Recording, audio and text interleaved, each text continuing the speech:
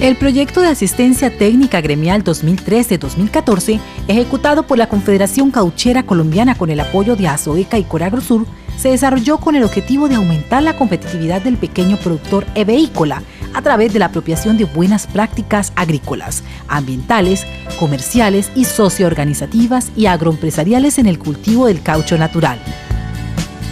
Involucró la participación de 49 profesionales y técnicos de campo, quienes atendieron a 2.663 beneficiarios de 13 departamentos y 63 municipios.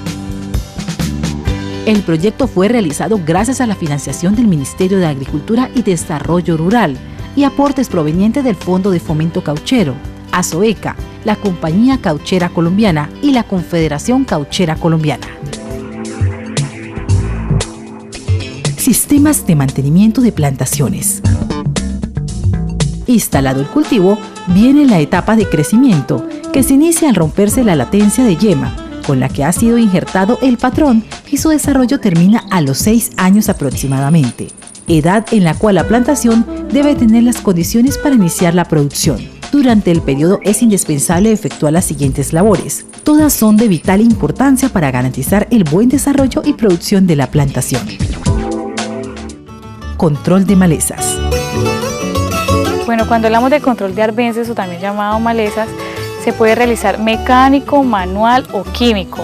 Manejo cultural de malezas. El objetivo principal es el establecimiento de una cobertura que debe cumplir con los siguientes requisitos: planta leguminosa, rastrera, invasora, fácil de manejar, planta de la cual se conocen varias especies.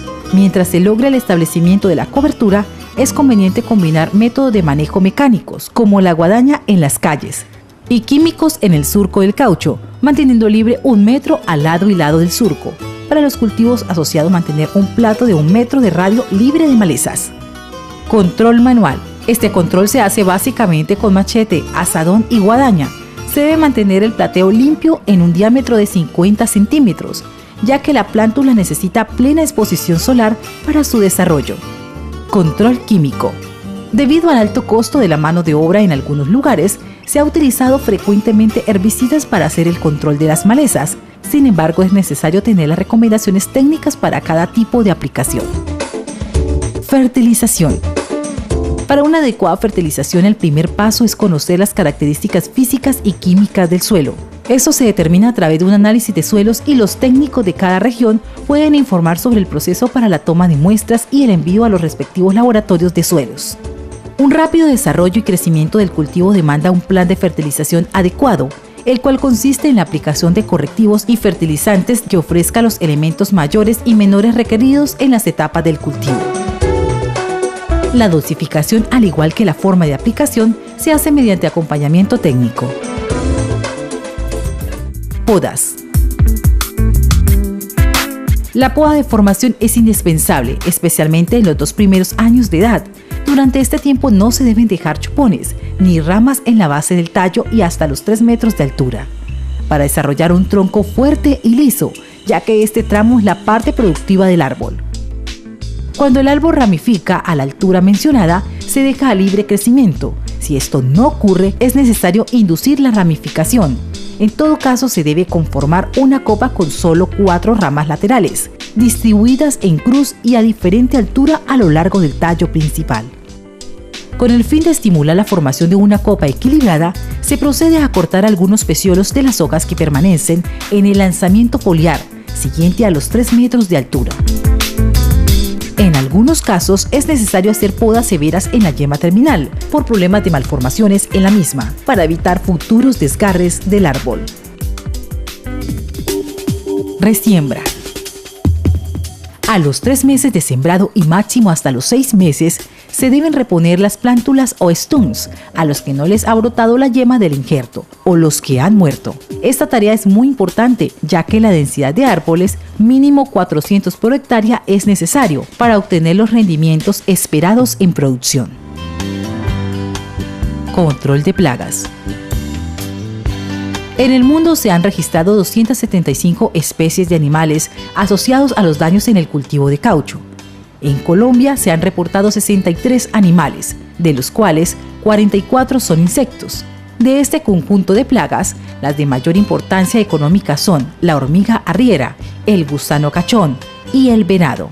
Sin embargo, es conveniente observar de manera permanente la presencia y niveles de infestación de las demás plagas para prevenir pérdidas innecesarias. Algunas de las otras especies animales que causan daños económicos e importantes sobre el caucho son el chinche de encaje y los roedores. Control de enfermedades. Las enfermedades de mayor incidencia económica en Colombia y particularmente en América son los hongos, de los cuales se destacan el Microcyclus ulei o mal suramericano de las hojas, la Pictoptora palmivora, la antracnosis y la raya negra del panel, entre otras, las cuales han impulsado el fitomejoramiento de los cultivos y la regionalización de los clones. Las enfermedades se diagnostican mediante el acompañamiento del asistente técnico y sus tratamientos deben ser específicos de acuerdo a la enfermedad.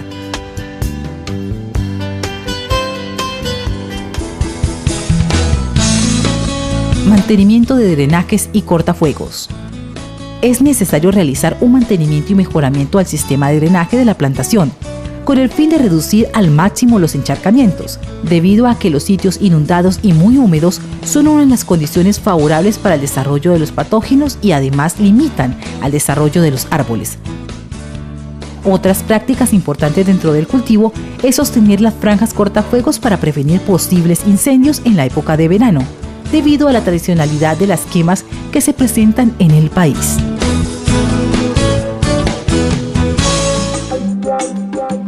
Fase productiva del caucho. Después de 6 años de periodo improductivo del caucho, donde el productor ha hecho una fuerte inversión de tiempo y de recurso, inicia una etapa igualmente importante en el cultivo, como es la fase de producción. En esta es importante tener un conocimiento básico de las actividades y procedimiento, a fin de no cometer errores que afecten las producciones esperadas y la vida útil del árbol. Dentro de esas actividades se destacan: inventario a plantación.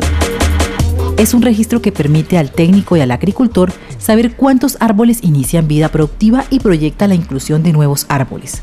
Existen diferentes modelos de inventarios, pero lo importante radica en hacer la medición de los árboles con cinta métrica u otro mecanismo.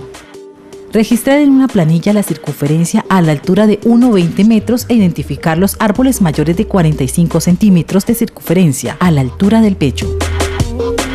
Es importante sistematizar esta información para monitorear por parte del técnico o productor el desarrollo productivo de la plantación. La decisión de iniciar la explotación depende de la cantidad de árboles por hectárea que reúnan los requisitos mínimos. Se considera que cuando el 50% de los árboles clasifican dentro de las medidas exigidas, se puede iniciar una explotación rentable. El inicio del trabajo de apertura de panel y sangría debe realizarse por una persona capacitada, ya que este condiciona la vida productiva del árbol, teniendo en cuenta que cualquier mal procedimiento ocasiona daños irreparables para el futuro productivo de la plantación. Apertura del panel. El aprovechamiento del cultivo del caucho requiere de algunas herramientas necesarias para realizar las actividades de apertura de panel y sangría. Estos son los elementos: un punzón, un cordel, una banderola, una regla de 1,20 metros, cuchilla de sangría, una canaleta de zinc, un recipiente para látex y alambre grueso calibre 10-12. El trazado del panel debe quedar ordenadamente orientado hacia el lado de la calle para garantizar la uniformidad, rendimiento en sangría y recolección. División del fuste en tablero de sangría. Una vez identificados los árboles aptos, se procede a dividir el fuste productivo en 2 caras iguales, a través de 2 líneas generatrices realizadas de manera vertical. Hago otro punto y tengo el primer punto para luego unirlo con una regla. Busco en la parte inferior donde he hecho la otra margen y aquí lo proyecto donde me uno, luego hago el otro punto. Ya quiere decir que tenemos el árbol dividido en 2 caras, una cara A y una cara B. Con la ayuda de una regla unimos los 2 puntos y vemos el punto 1, punto 2, trazamos.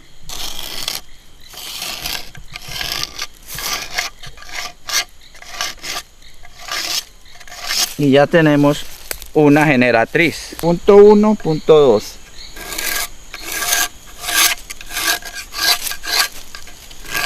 Y ya tenemos la segunda generatriz.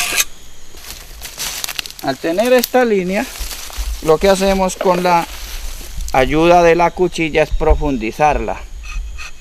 Profundizamos de tal manera que no se nos borre. Y hacemos lo mismo en la parte posterior.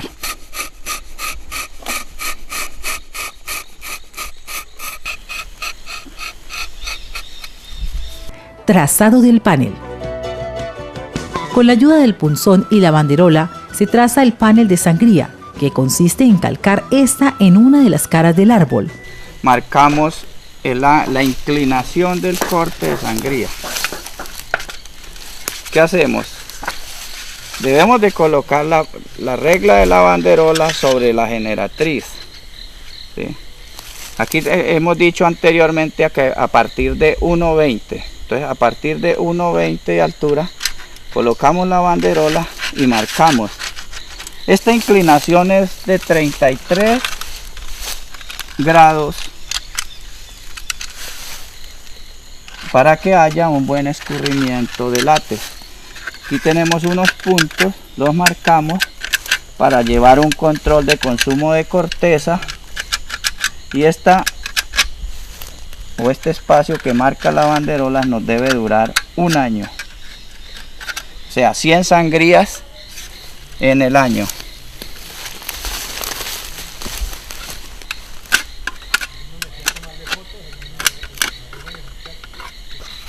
Aquí podemos observar que ya queda tatuada la banderola. Con la ayuda de la misma banderola lo que hacemos es unir los puntos que marcamos. Y hacemos lo mismo hasta tatuar todos los puntos. Inclinación del corte. Es importante para que haya un buen escurrimiento por la canal del corte. La inclinación puede ser de 35 centímetros para las plantas jóvenes y de 33 grados para plantas con edad avanzada y con corteza más gruesa. Para sangría excedente, la inclinación varía entre 45 y 50 grados para evitar demasiado escurrimiento por el panel de sangría. De nuevo utilizamos la cuchilla para que quede bien tatuado la banderola.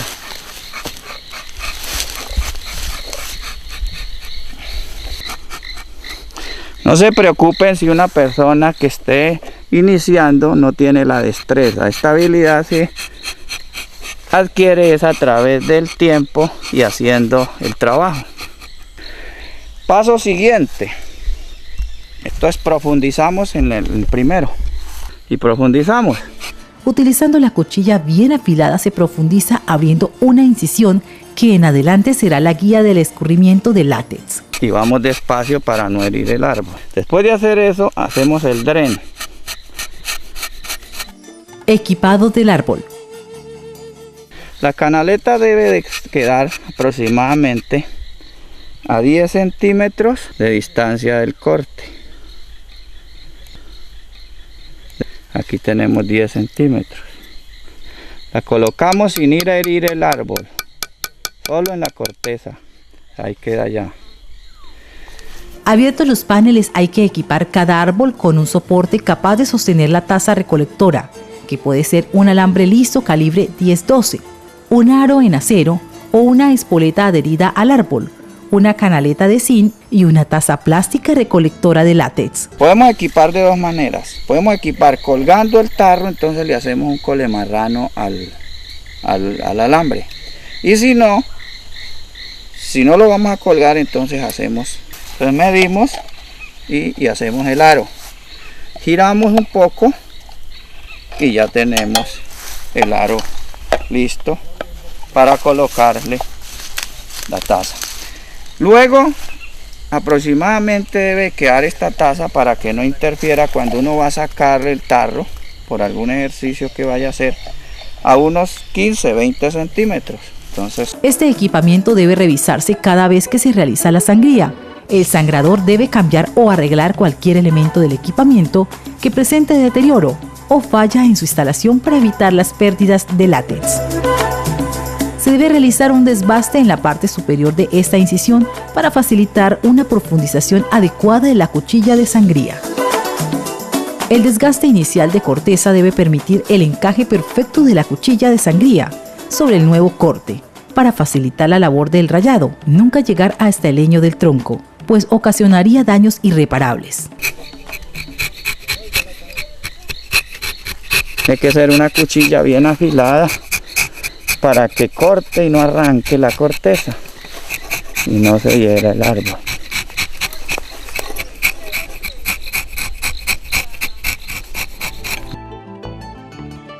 Profundidad de corte.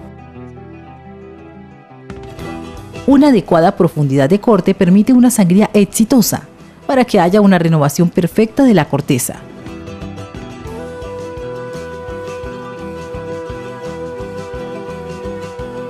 Se debe evitar que ocurran cortes en el cambium. La sangría debe llegar a 1.5 milímetros de leño. Cortes más profundos producen heridas irreparables.